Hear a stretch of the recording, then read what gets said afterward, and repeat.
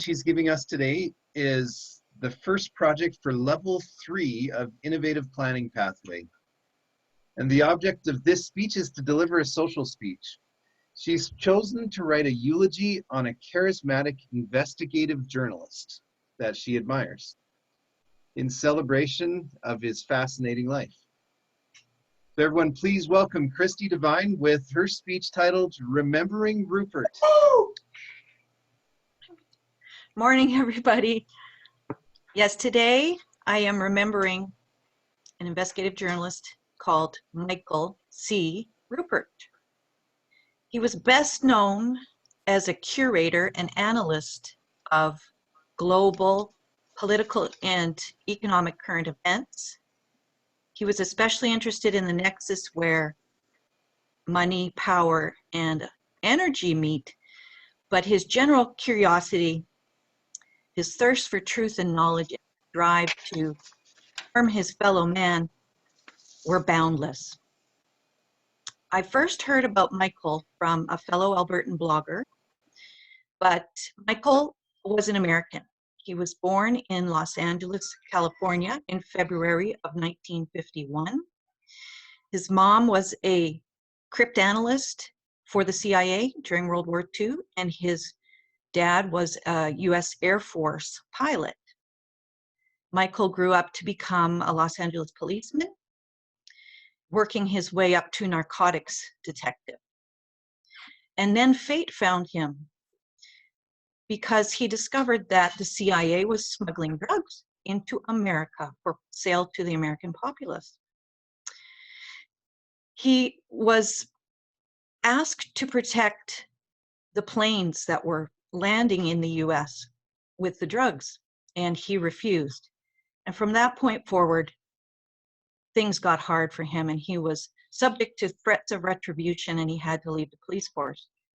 Tried for years and years to get his story out.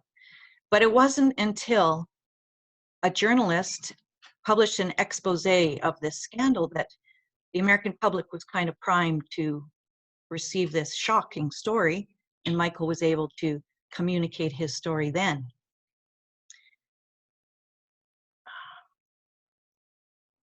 So he, lost my place. So he had to reinvent himself after that. And he had witnessed this corruption, and it kind of whet his appetite for these kind of political and economic stories underlying Western democracies. So he became an investigative journalist, and he started one of the very first online news subscription services. One of the first stories he broke was the one on peak oil, which is this concept that oil is getting harder to and more expensive to produce because the easily extractable sources are becoming rapidly depleted. And so oil companies have to resort to more riskier and more technologically complex methods of extraction to meet global energy demand. And then 9/11 happened, and he was one of the first to deeply investigate that and the American government's response to it and the wars that followed. And he became convinced that both the invasions of Iraq and Afghanistan had very little to do with the stated reason for them, and much more to do with the American government's desire to gain a foothold in the region because it's oil rich. The reason the American government and Western governments are so obsessed with oil is because it's the engine of economic growth. And so we are on this economic paradigm where we are always pursuing infinite growth on a finite planet. And he recognized this. He also was one of the first people to recognize climate change. And for the last decade of his life, he was an indefatigable climate change educator. He traveled extensively trying to educate people about climate change and our economic paradigm, to show people how they could become independent from industry and from oil.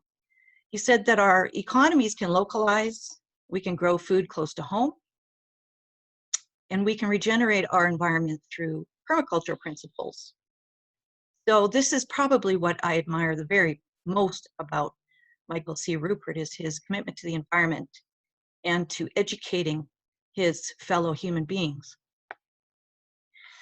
Michael developed a global following. He was never afraid to speak truth to power. He backed up all his stories with unimpeachable sources. He had an unerring moral instinct and drive. So his loss is colossal. But I have vowed to communicate his message as well and as widely as I can, especially the one about environmental protections and the empathic concern for all living things.